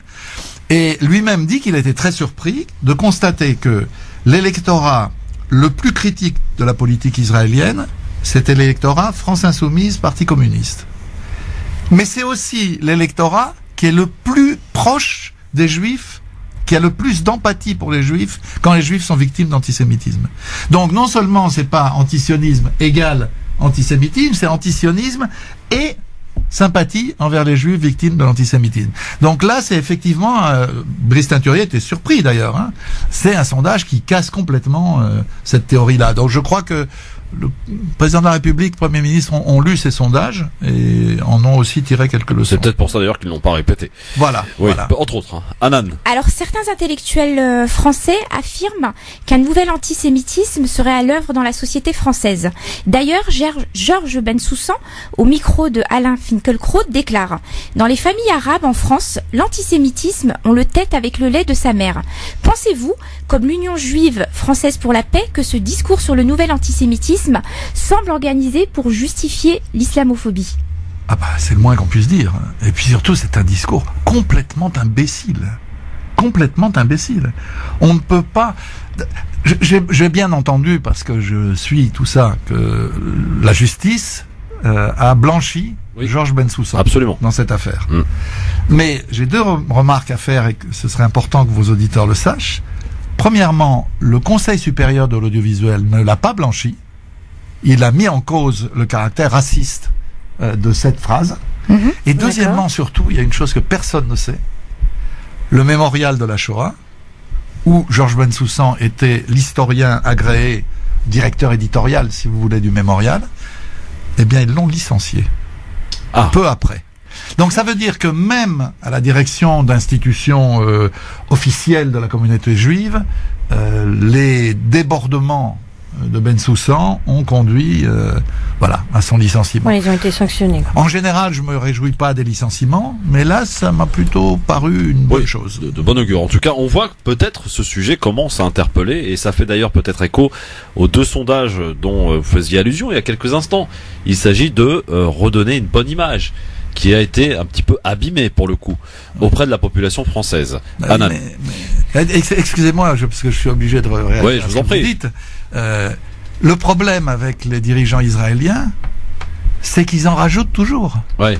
Comme si ils étaient incapables de gérer dans la modération la défense de leur politique. On vient d'avoir ce cas incroyable de l'ambassade d'Israël, l'ambassadrice d'Israël en personne, qui demande l'interdiction d'un reportage d'envoyé spécial sur France 2. Il n'y a pas un ambassadeur en France qui oserait imaginer que l'ambassadeur d'Arabie Saoudite, l'ambassadeur d'Iran, l'ambassadeur... Enfin, c'est impensable. Et ça... comment je dirais, ils peuvent pas s'en empêcher, quoi. Il y a une espèce d'arrogance comme ça dans la droite et l'extrême droite israélienne qui amène à s'isoler. Ils s'isolent quand ils font ça, de toute évidence. Mais en réalité, on voit que certaines positions du CRIF et puis d'autres personnalités, notamment le député Meir Habib, en réalité pointent du doigt ces incohérences-là, et c'est parce que ils sont plus logiques en fait dans leur mode d'action que les Français relèvent que oui, le sionisme n'est pas forcément une bonne, n'est pas une politique qu'on peut appuyer en réalité. Quand 69% des Français disent qu'ils ont une mauvaise image du sionisme, c'est clair que c'est un échec majeur. Ils sont plus ou moins en train de se tirer la balle sur le pied, malgré le fait qu'effectivement, en termes de communication, ça effectivement, ils sont très puissants, et malgré le fait que tous les politiques français, de droite comme de gauche, soit présent au dîner du CRIF. Je vous redis ce que j'ai dit tout à l'heure. Je sais que c'est une idée forte qu'on entend beaucoup, le CRIF est très puissant, etc. Le CRIF, c'est une petite boutique. Et pourquoi alors tant de monde à se précipiter Voilà, chez eux ? Je vais vous dire. C'est une petite boutique. Encore une fois, c'est 60 000 juifs sur 700 ou 800 000. Oui. C'est pas énorme. Hein. Il n'est pas si représentatif qu'il le dit alors. Sa force, non, pas du tout. Sa force, c'est que un certain nombre d'hommes politiques et un certain nombre de journalistes le croient fort. C'est ça qui fait la force du CRIF. C'est que, en gros, je veux pas être méchant avec lui parce que on m'accuserait de je ne sais quoi, mais Meir Habib, quand il passe à la télé, tout le monde rigole, quoi. Oui, c'est clair. Même à l'Assemblée d'ailleurs. Mais pas les hommes politiques. Mais pas un certain nombre de journalistes. Moi, j'ai assisté un jour à une conférence que donnait Leila Chaïd, l'ancienne ambassadrice de Palestine, à la commission des affaires étrangères de l'Assemblée nationale. Et j'avais pas choisi de l'être, mais c'est comme ça, on m'avait installé à côté de Meir Habib. c'est un garçon qui ne sait pas se tenir, quoi. Il n'arrêtait pas de faire des remarques à haute voix, désagréables, pas seulement sur les Hachaïdes, sur ses voisins, chaque fois que quelqu'un ouvrait la bouche. Donc, si vous voulez, il y a que Manuel Valls et compagnie pour prendre au sérieux un personnage comme celui-là, dont on sait qu'en fait, la seule chose qui l'intéresse, c'est d'être un proche de Netanyahou, un ami de Netanyahou, et de défendre Netanyahou. Je veux dire, c'est une affaire qui ne va pas très loin en matière stratégico-politique. Ouais. Vous comprenez mieux, amis auditrices, auditeurs, pourquoi Dominique Vidal ne fait pas l'unanimité sur les plateaux de TV. Hein, je comprends. Anan, le temps passe vite, on enchaîne. Oui, alors le 9 juillet 1967, dans une déclaration faite au New York Times, Abba Eban, ministre israélien des Affaires étrangères, déclare « Si l'Assemblée générale devait voter par 121 voix contre une le retour aux frontières de l'armistice, c'est-à-dire les frontières d'avant juin 1967, Israël refuserait de se plier à cette décision. Selon vous, les dirigeants actuels israéliens pourraient-ils faire la même déclaration aujourd'hui? Et surtout, pouvez-vous nous décrire le paysage politique en Israël? C'est indiscutable que jamais, sauf peut-être pendant quelques mois avec Yitzhak Rabin, en 1993, assassiné par des qui a fini assassiné, oui. C'est pas par hasard évidemment. Oui. Jamais les dirigeants israéliens n'ont accepté le principe même du retrait des territoires palestiniens occupés en 1967. Et aujourd'hui, encore une fois, on est dans quelque chose de pire, puisque non seulement on colonise, mais on veut annexer. Et je veux vous dire que là aussi c'est passé inaperçu parce qu'en France on ne suit pas malheureusement les choses sérieusement, même les grandes émissions comme vous dites qui parlent beaucoup du sujet mais ne parlent pas sérieusement des faits. Il y a eu une loi fondamentale, c'est-à-dire une loi de caractère constitutionnel qui a été votée le 19 juillet dernier, qui définit Israël non plus comme un État juif et démocratique, bon, ce qui pouvait se discuter dans les termes, c'était un peu un oxymore comme on dit, mais bon, il y avait au moins le mot démocratique. C'est État-nation du peuple juif. Oui. Et la loi précise, c'est le texte exact que je cite, seul le peuple juif a droit à l'autodétermination en Israël. Donc là, on est dans la discrimination. Là, on est ouvertement dans l'apartheid. C'est-à-dire, les juifs vont avoir le droit de vote et les autres droits. Et les 20% d'Israéliens arabes... Non, on parle pas d'eux. On parle de ceux qui vont être annexés. Oui, oui. Pour l'instant, les Palestiniens arabes, ils ont le droit de vote. On pourra leur retirer éventuellement. Mais là, on parle de ceux qui vont être annexés. C'est-à-dire quand même 2 300 000 Palestiniens de Cisjordanie. Gaza en plus. En plus. Donc vous avez là quelque chose d'absolument insupportable pour la communauté internationale, qui montre bien, pour répondre à votre question, qu'aujourd'hui, ça n'est plus comme auparavant une espèce de consensus gauche-droite qui dirige l'État d'Israël avec des travaillistes et des likoudniks avec un mélange. Non, c'est vraiment la droite dure et l'extrême droite, plus les partis religieux, mais les partis religieux ne sont là que pour grappiller de l'argent pour leur réseau d'enseignement, pour l'ensemble de leurs activités. Ils font pas vraiment de politique, quoi. C'est pas leur dimension, quoi. J'ai quand même un petit peu de mal à saisir en fait comment quel est le paysage politique en Israël? Par exemple, en France, ici, on a la droite, on a la gauche. En Israël, comment ça se passe? Parce que peut-être qu'on a des partis politiques puissants qui sont antisionistes ou en tout cas qui ne sont pas pour une politique entre guillemets d'extermination du Palestinien. Et je mets bien les guillemets. Donc c'est comprendre en fait quel est le paysage politique en Israël et quelle lutte de pouvoir on a par rapport à cette situation. D'abord, je suis très heureux de constater qu'il y a encore une journaliste en France qui pense que en France, le paysage politique, c'est la gauche et la droite. Oui. Moi, j'ai l'impression que c'est devenu un peu plus compliqué, hein, si vous êtes d'accord. Oui. Depuis l'arrivée d'Emmanuel Macron, peut-être. Donc là-bas, qu'est-ce qui s'est passé? C'est un peu comme la France pendant la guerre d'Algérie, toute proportion gardée. C'est-à-dire, d'un côté, vous avez une droite et une extrême droite qui savent parfaitement ce qu'elles veulent, coloniser, annexer, etc. En termes de poids, qu'est-ce qu'elle représente? Qui représente l'immense majorité de l'électorat israélien. D'accord. Ah oui. C'est-à-dire 60% au bas mot de l'électorat israélien. Et en face, vous avez un parti travailliste, socialiste, si vous voulez, qui s'est effondré sur pied. Un peu comme le nôtre, le Parti socialiste. Oui. Pourquoi? Parce qu'il a renoncé à avoir une politique alternative à celle de la droite, à la fois au plan économique et social, et surtout au plan de la politique dite palestinienne. Donc vous avez, si vous voulez, une population israélienne qui est un peu prise en otage, avec d'un côté une droite et une extrême droite très puissante, une gauche effondrée, des éléments d'extrême gauche, mais infinitésimaux quand même, hein, c'est tout petit.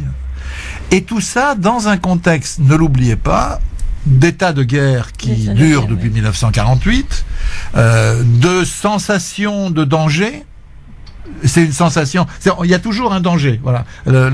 Netanyahou passe son temps à avoir. Il y a un danger toujours pour l'existence de l'État. Donc maintenant c'est l'Iran. Avant c'était autre chose. Après ce sera autre chose. Il y a toujours.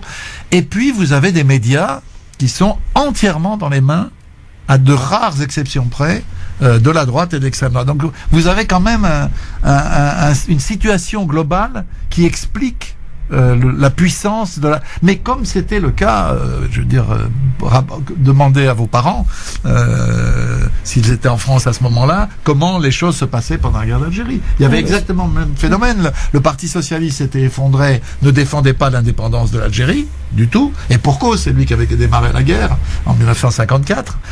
Vous aviez un tout petit Parti socialiste unifié qui, lui, était pour l'indépendance, mais il représentait pas grand-chose. Donc petit à petit, il y avait un paysage envahi par la droite et par l'extrême droite. C'est la même chose en Israël aujourd'hui. 4 minutes, ma chère Hanan. Oui, alors ma dernière question. Le 6 février 2017, la Knesset, le Parlement israélien, adoptait par 60 voix contre 52 une loi dite de régularisation. Vous écrivez d'ailleurs à ce sujet qu'il aurait mieux valu dire une loi de confiscation. De la solution de deux États, on passerait ainsi à la perspective d'un seul État. Pourquoi cette radicalisation, selon vous, risquerait-elle de raviver l'antisémitisme ? De toute façon, plus la politique israélienne est violente, oui, et plus elle est susceptible, malheureusement, de suggérer de l'antisémitisme. Moi, personnellement, j'avoue que quand j'ai vu les snipers tirer sur les enfants, c'est des choses insupportables. C'est insoutenable. C'est insoutenable. On peut pas avoir l'idée même de ce que ça produit dans la tête des gens, des jeunes en particulier. Pourquoi est-ce que ça se radicalise ? Parce que Israël, les dirigeants israéliens estiment qu'ils ont ce qu'on appelle chez les Britanniques ou chez les Américains une fenêtre de possibilité. Pourquoi ? Ils ont Trump, le président américain le plus pro-israélien de l'histoire des États-Unis. Ils ont Mohammed Ben Salman, tant qu'il est là, qui est le dirigeant arabe qui a le plus profondément trahi la cause palestinienne, et il n'est pas tout seul. De pas rester longtemps, voilà. Au passage. Moi, je pense aussi que, ça fait longtemps que je le pense, que l'accumulation de ces erreurs, Qatar, Hariri, guerre de Yémen, etc., plus maintenant le plan de paix américain, tout ça, ça fait un peu trop. Mais bon, vous avez ça. Vous avez la division Fatah-Hamas, qui est un atout formidable pour Israël, et vous avez les guerres civiles irakiennes, syriennes, yéménites, libyennes, qui détourne l'attention. C'est-à-dire que la question palestinienne devient secondaire, marginale, par rapport aux autres. Donc ça, moi j'appelle ça, pour aller vite, un carré d'as. Voilà. Les dirigeants israéliens, ils ont la sensation, à juste titre, qu'ils ont un carré d'as dans la main. Mais c'est un carré d'as provisoire. Non. Ça va pas durer. C'est-à-dire, c'est pas sûr que Trump soit réélu, c'est pas sûr que MBS tienne le coup, c'est pas sûr que finalement le Hamas... Il y a beaucoup d'incertitudes, quoi. Ouais. Voilà, c'est quand même... Alors il faut aller vite. Est-ce qu'au vu de ces incertitudes, est-ce qu'au vu de ces incertitudes, justement, Dominique Vidal, beaucoup de spécialistes aussi évoquent aujourd'hui la possibilité, au vu des différents clans qui deviennent de plus en plus visibles, est-ce qu'au vu de tout cela, avec un minimum de réflexion, est-ce qu'on est peut-être au bord d'une troisième guerre mondiale, monsieur Dominique Vidal ? Je trouve la formule troisième guerre mondiale excessive. Ce qui est sûr, c'est que les grandes puissances ne maîtrisent plus ce qui se passe dans cette région. Et comme c'est une région absolument décisive pour l'avenir du monde, parce qu'il y a le pétrole, parce qu'il y a un marché considérable, parce que on voit bien sur une carte, sur une map monde, c'est le lien entre l'Europe, l'Asie, l'Afrique, enfin c'est un lieu stratégique. Effectivement, il y a toujours un risque, comme personne ne maîtrise plus tout ça, que ça dérape. On l'a vu en Syrie. Alors, pourquoi, en quoi c'est excessif, Troisième Guerre mondiale, monsieur de Vidal? Parce que je ne suis pas sûr que ça prenne le caractère mondial qui est inclus dans l'adjectif que vous utilisez. C'est-à-dire, on peut avoir une guerre entre grandes puissances sur une zone donnée sans qu'elle soit mondiale. Je ne vois pas la Russie envoyer des troupes au Proche-Orient, si vous voulez. Je ne suis même pas sûr que les États-Unis enverraient des troupes au Proche-Orient. Bon, je pense que vu la politique de Trump, il a plutôt l'intention de se retirer de tout pour. Voilà. Donc c'est plutôt exploiter le sale boulot aux autres, d'ailleurs. Voilà, exploiter une situation de pourrissement en faisant faire le sale boulot aux autres. Je rappelle quand même que tout le monde se félicite du fait que la Syrie est en train de sortir tout doucement d'eux, mais ça aura coûté 500 000 morts, 11 millions de réfugiés qui ont quitté leur foyer, ou en Syrie ou à l'étranger. Bref, quand même une catastrophe absolument terrible, quoi. Dominique Vidal, merci beaucoup. C'est passé très très vite. Je serais tenté de vous réinviter prochainement pour que l'on puisse poursuivre cette discussion, et des spécialistes ayant des connaissances de la sorte qui peuvent nous éclairer et répondre à quelques-unes de nos questions.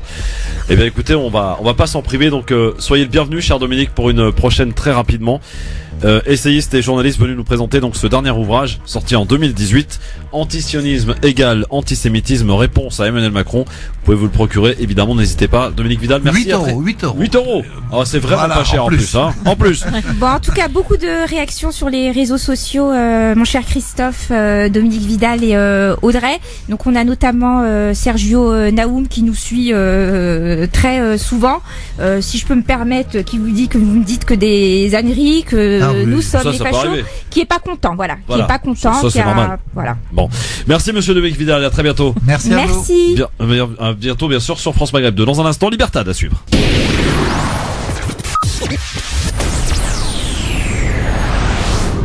France Maghreb 2, France Maghreb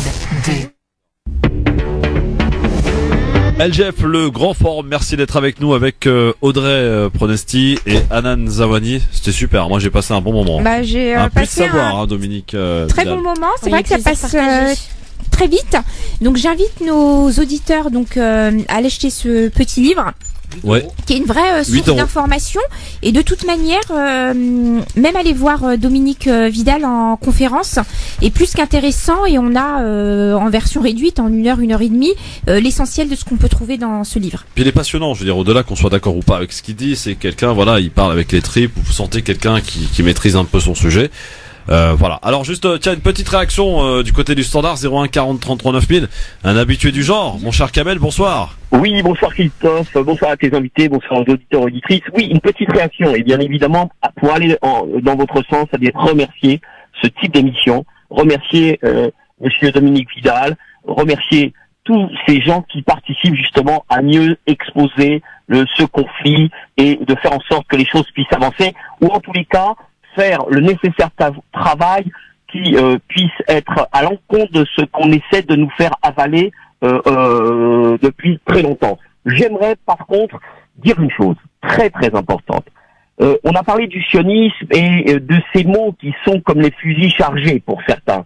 J'aimerais qu'au sein de la radio, on se souvienne que l'antisémitisme ou les sémites existent. L'antisémitisme existe également au travers des Arabes, etc., etc. Il faut revenir sur l'étymologie du mot. C'est très important que tout le monde, parce que il y a une espèce de vulgarisation de la langue française, et l'antisémitisme s'adresse aussi aux Arabes qui ne sont pas juifs. Ça n'a rien à voir avec l'appartenance religieuse. J'aimerais vraiment, au sein de la radio, que vous en fassiez les porteurs et bien expliquer qu'il y a également des Arabes qui souffrent d'antisémitisme, puisque ça revient à un délit de faciès, voire même un délit au travers des patronymes. Je termine en disant, si vous m'entendez, que j'étais intervenu auprès d'un journal, un grand journal français, je vais citer, c'est Libération, où un article avait été mentionné un peu à ce titre. J'avais appelé le journaliste, et le journaliste n'avait trouvé comme réponse de me dire que c'était rentré dans le langage courant. Je lui avais rétorqué, alors,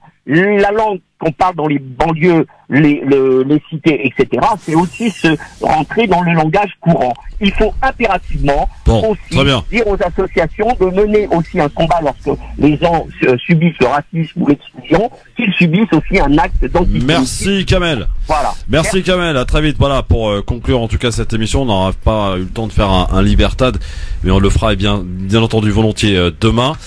Alors Audrey, comment s'est passée cette première? Ah franchement, c'était trop bien. Ouais. Bon, super, on est content. On dit souvent que la première fois on s'en souvient. Ah ouais, non, c'est clair, je vais pas oublier. Bon, très bien. C'était un peu le principe en même temps. Non, super. Merci cher Hanan. Merci à toi Christophe, merci à Audrey. J'ai particulièrement apprécié son avis tranché. Absolument. Je à tiens à le redécouvrir préciser. sur la page Christophe Voilà. Le Grand. Et merci à Enver. Ouais, Enver qui a été là de tous les combats Enver. Merci. Il t'a rassuré, hein, il t'a mis bien. Ouais. Non mais l'équipe elle est super hein, franchement, c'est pas pour faire genre hein, mais vas-y, c'est important de nous brosser dès le début. Ça c'est très bien, c'est bien parti en tout cas. On salue l'équipe dans sa globalité. Et Yasser Louati que je salue d'ailleurs, qui a fait une grosse OP cet après-midi du côté de Sciences Po. Oui. Donc notre ami Yasser Louati. Et puis il y avait aussi la marche justice pour Adama. Oui, on va en reparler dans la semaine. Qui avait lieu samedi dernier absolument. C'était à Paris. Donc au départ de la gare du Nord, il y avait quand même pas mal de monde, peut-être pas assez à notre goût, mais il y avait du monde, c'est déjà ça. On note le soutien de tous ces artistes, pratiquement une centaine d'artistes qui soutiennent, Booba entre autres, qui était en concert d'ailleurs, je le précise, mais pas que, Youssoupha, enfin beaucoup J'ai appris que t'étais d'artistes. fan de Booba d'ailleurs. Il fallait pas le dire à l'antenne. Je m'en fous, vas-y, quoi. Alors là, tu vas être harcelé, là. Ça y est. Alors j'explique pourquoi je suis fan. Je suis fan parce qu'en fait au démarrage je voulais écouter absolument ce qu'écoutaient mes enfants, donc Booba, Caris à l'époque, et puis à force d'écouter, effectivement oui, j'ai été prise au jeu parce que j'aime bien son flow, j'aime bien la musique, le personnage on pourra en dire ce qu'on veut, mais oui c'est sa musique me touche, même si parfois elle est très très vulgaire. Merci certains titres notamment Dakar sont des très très beaux titres. Jimmy, enfin il y a beaucoup de titres qui valent le coup d'aller l'écouter. Oui. Après ce côté sexiste là, on le retrouve chez pas mal d'artistes, mais juste voilà ce que je voulais dire en parlant de Dakar, de Jimmy puis d'autres titres, c'est que malgré tout et malgré ce qu'on en dit, il y a un fond chez cette personne là et un engagement qu'il a réitéré auprès de la marche pour Adama. Et qui a fait que derrière on a pratiquement une centaine d'artistes qui ont transmis l'appel de la marche. Voilà. Merci Hanan, merci Audrey, merci Enver, et restez bien à l'écoute de votre radio. Nabil, il prend le relais dans un instant. DJ Nabil, 20h, l'émission sport avec Nordine et avec Hicham sur France Maghreb. Deux bonnes soirées, c'est là que ça se passe. 18h03, ça y est, je reprends mes mauvaises habitudes. Mais promis, je vais faire mieux demain. 18h03 donc. Le rappel de l'actualité, excellente soirée, merci de votre écoute. À demain 16h, Marine Garel pour le rappel de l'actualité de ce lundi soir. Bonsoir chère Marine. Bonsoir à tous. Des routes transformées en torrents, des voitures englouties par les flots et un pont qui s'écroule emporté par une rivière en crue. Ce sont les images de ces inondations très impressionnantes dans le département de l'Aude. Les pluies diluviennes ont fait de nombreux dégâts et le bilan humain est très lourd. Au moins 13 morts, des victimes prises au piège de la montée des eaux. Les secouristes sont à pied d'œuvre. Plusieurs communes ont été évacuées au nord de Carcassonne. Les écoles sont fermées. Les habitants sont invités à limiter leurs déplacements. Météo France vient de publier son dernier bulletin de suivi. L'Aude est toujours en vigilance rouge pour inondation crue. La vigilance orange est levée dans le Tarn, mais maintenue dans l'Aveyron et l'Hérault et les Pyrénées-Orientales. Et sans surprise, le remaniement ne sera pas annoncé aujourd'hui. L'Élysée affirme vouloir donner la priorité au secours des victimes des inondations dans l'Aude. Emmanuel Macron souhaite que le gouvernement soit disponible auprès des sinistrés. Le chef de l'État a fait savoir qu'il s'y déplacerait dès que possible. Et par ailleurs, le Premier ministre Édouard Philippe, qui occupe le poste de ministre de l'Intérieur par intérim, est arrivé dans l'Aude. La colère de Bruno Le Maire. D'après le ministre de l'économie, le constructeur automobile Ford préférerait fermer son usine de Blanquefort plutôt que de négocier une reprise avec le groupe Punch. C'est inacceptable pour Bruno Le Maire. Près de 900 emplois sont en jeu. Les députés examinent à partir de cet après-midi le budget 2019. Le gouvernement mettant en avant une baisse de 6 milliards d'euros pour les particuliers, un chiffre qui est contesté par l'opposition.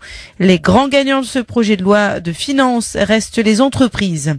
Le principal point de passage entre la Syrie et la Jordanie, autrefois vital pour le transit de marchandises au Moyen-Orient, a rouvert ce matin. Un moment symbolique après 3 ans de fermeture de ce poste frontière de Djaber. Avant le début de la guerre en Syrie, en 2011, des centaines de camions transitaient chaque jour par ce point de passage. France Maghreb 2, service, info, musique, divertissement. France Maghreb 2. France Maghreb.